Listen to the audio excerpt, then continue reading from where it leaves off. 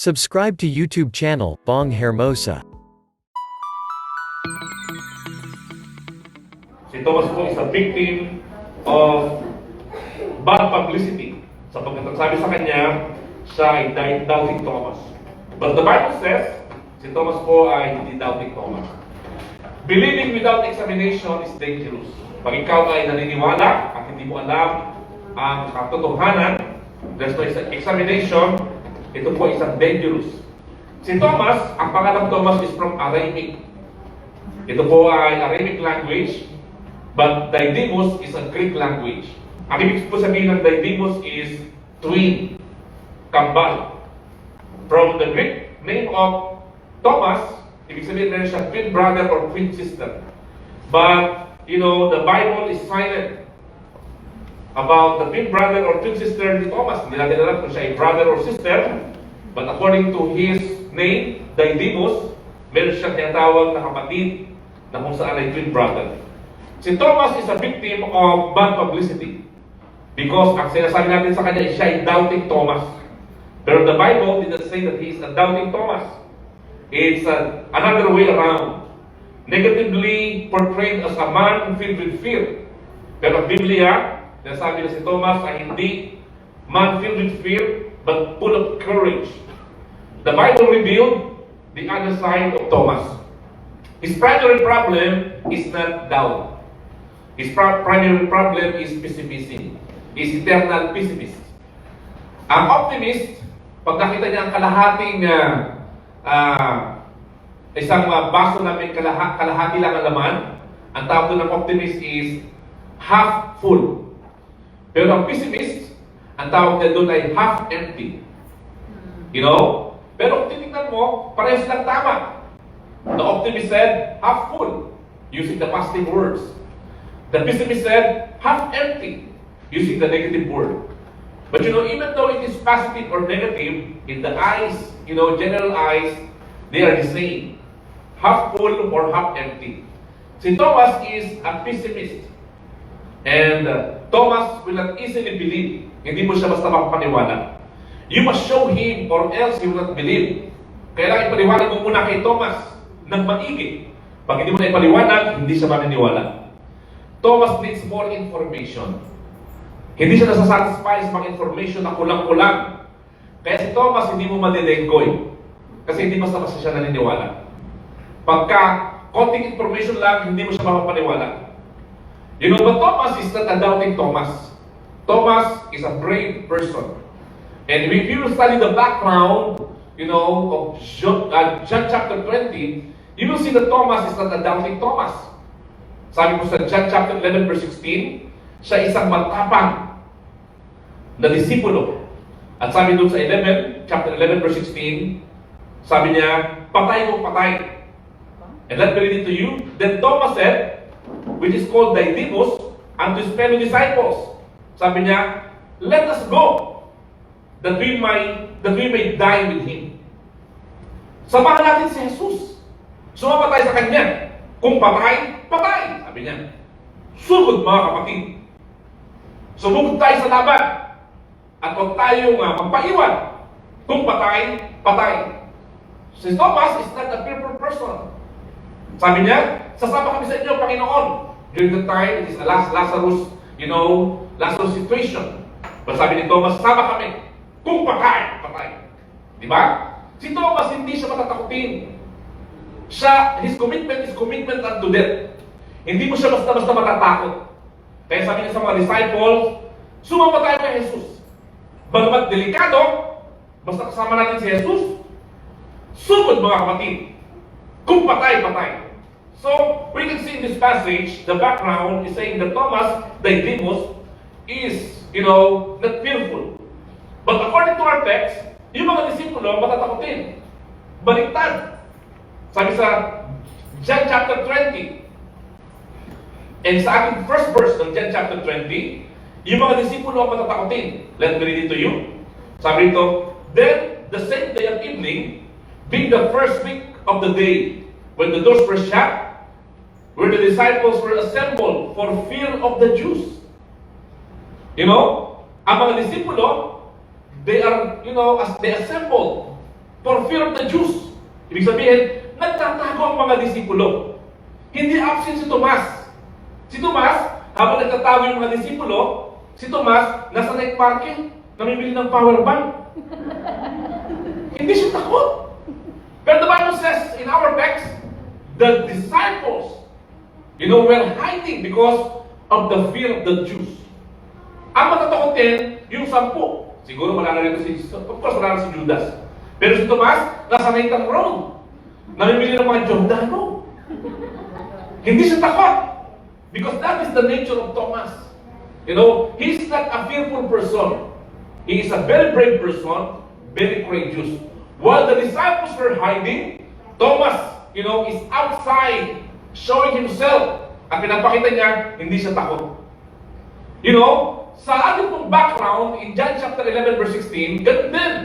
Sabi niya, sugod tayo. Kung patay, patay. That's why, si Thomas is a victim of bad publicity. So bakit hindi siya doubting Thomas? He is a very courageous person. And we can see in this passage na ang mga disipulo, sila ay takot. That's why, si Thomas will always, be brave. Maybe, kaya hindi mo siya basta mapaniwala kasi na-disappoint siya sa mga dating mga tao. Kaya information ng mga tao, hindi siya basta-basta maniniwala. Maybe he was discouraged or disappointed. Kaya hindi pa siya basta siya naniniwala sa sabi-sabi. Kailangan ipakita mo muna sa kanya. The faith of Thomas is tested because before he processed, before he received the information, kailangan mapatunayan niya na yun ay tunay. Kaya hindi mo madidekoy si Thomas. Kahit naman ikaw, di ba? Pag ang teacher mo, mas magaling ka pa, parang boring, di ba? Pero kung tinuturuan ka, mas magaling ka pa, yung information niya kulang-kulang. Kaya tawag sa kanya, teacher na kulang-kulang. But si Thomas, hindi pwede yun. Sasaliksikin niya. Kanyang pag-aaralang gusto. Because Thomas is very courageous. In this passage we can see that Thomas, brothers and sisters, ay isang matapang na tao. His faith is tested faith. Kaya nga po sa another background, sa John chapter 14, sabi ni Jesus, let not your heart be troubled. In my Father's house are many mansions. I will go there to prepare a place for you. If I go there, I will come and receive you. Sabi ni Thomas, sa verse 5, John chapter 14, verse 5. Sabi ni Thomas, Panginoon, nasaan ang daan? Paano kami makapunta ron? This is Thomas, John chapter 14, verse 5. Sabi nito, Thomas said unto him, Lord, we know that whither thou goest, and how can we know the way?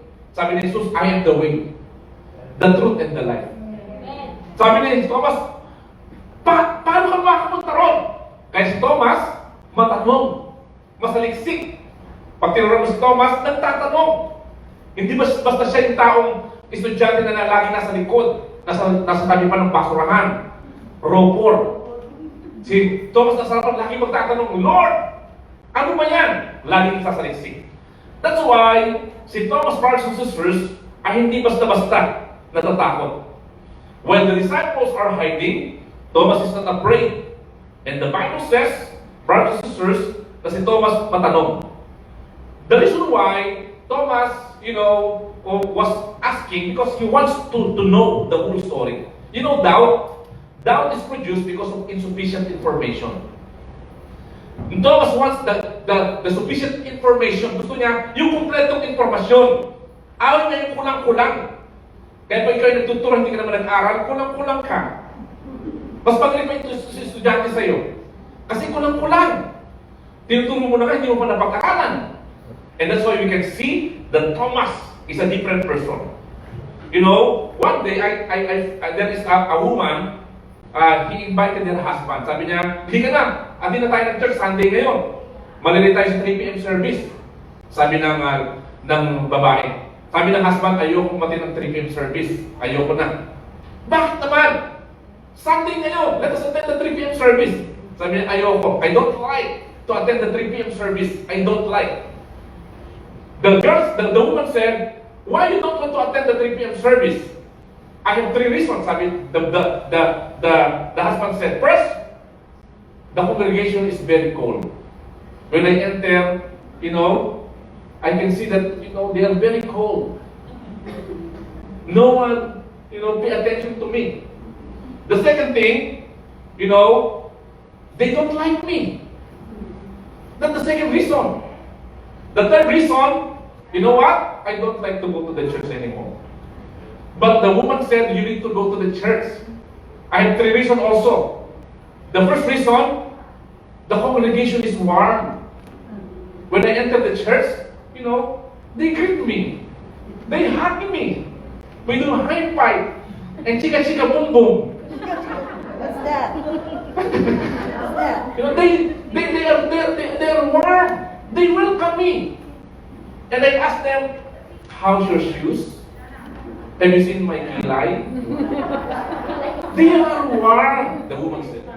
The second thing, the congregation likes you. They love you. But the husband is saying different thing. The second, they like you. The third thing, you need to attend the church. The third reason is because you are the pastor of the church. If you don't go to the church, no one will preach.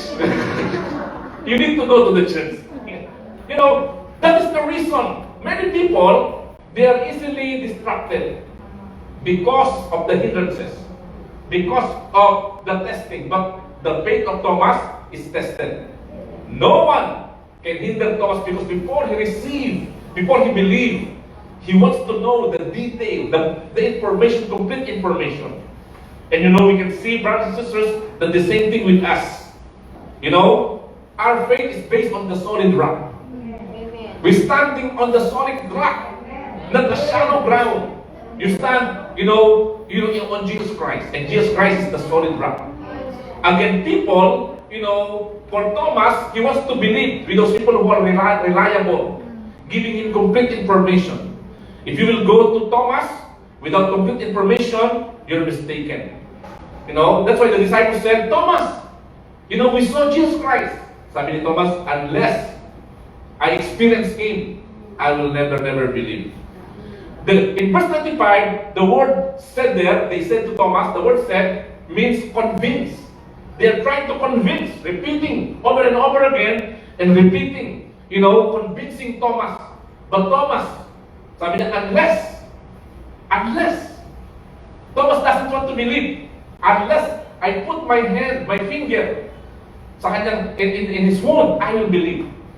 And we can see that, even though the disciples are trying to explain to Thomas, Thomas doesn't want to believe.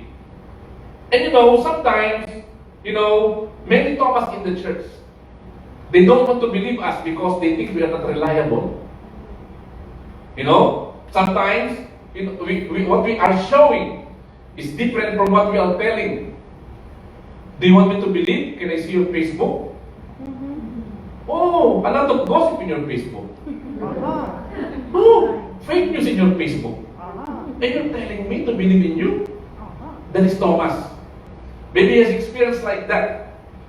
And you're fighting in your Facebook. And you're telling me you experienced Jesus? Maybe he is disappointed. Can I see your Facebook account? Oh, many verses are. Oh, very good, encouraging word. I believe you. Because I can see Thomas wants the complete information and he will investigate. And we can see when Jesus Christ showed up, the Bible says, Thomas, put your finger on my wounds. And the Bible says, Thomas said, my Lord and my God. He's not a doubter. He shouted, my Lord and my God. He believes in the word of the Lord. He believes in Jesus.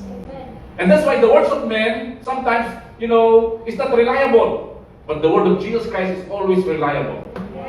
And you know what? What happened? The Bible says, Thomas said, my Lord and my God.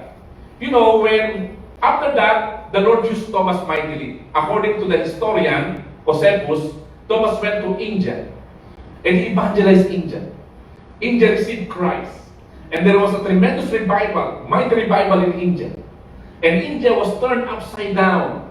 Many believers, many people accepted Christ because of Thomas. And Thomas died in a marvelous death. He was speared. Siya ay tinusok. Siya ay sinibak. He was speared. He died in marvelous death. But even though, he was speared and he was persecuted, you know what? The last word of Thomas that he uttered is, "My Lord and my God." To the point of death, he was saying, "My Lord and my God," recognizing Christ in every aspect of his life. That is Thomas. And that's why Thomas was used by God mightily. And a lot of people accepted the Lord Jesus Christ in the life of Thomas. Let us stand on our feet today. And his last word is, "My Lord and my God."